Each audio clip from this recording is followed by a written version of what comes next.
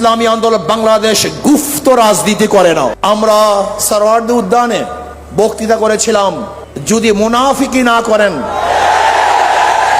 তাহলে আগামীতে ইসলাম ক্ষমতায় যাবে। কিন্তু কাদের জন্য, কিসের জন্য আজকে ইসলাম ক্ষমতায় যায় নাই? হয়তোবা ভেবেছেন যে আমরা গুপ্তভাবে এড়িয়ে যাব, পালিয়ে যাব। না, বর্তমানে গুপ্ত থাকার কোনো সে নাই, সম্ভাবনা নেই, সবকিছু স্পষ্ট হয়ে যাবে। আজকে আমরা পার্লামেন্ট কি দেখতেছি, আবারও কে রাজাকার কে রাজাকার না এটা প্রমাণ করার জন্য সময় ব্যয় করা হচ্ছে। আবার কেউ রাজাকার না, মুক্তিযোদ্ধা হিসাবে, শিশু মুক্তিযোদ্ধা হিসাবে নিজেকে প্রমাণ করার চেষ্টা করছে। এগুলো হাস্যকর, এগুলি ঠিক নয়। আবার কেউ মুক্তিযোদ্ধার পরিবার হিসাবে নিজেকে পেশ করছেন।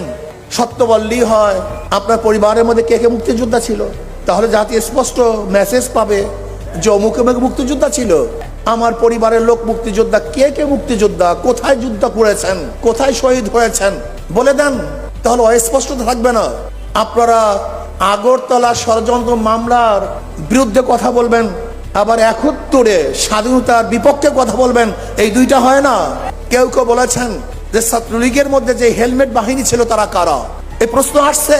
যদি কোনো একদিন কেউ বলে যে হেলমেট পরিহিত লোকগুলি অমুকে ছিল, আপনারা কি জবাব দিবেন? সব ভালো ভালো না।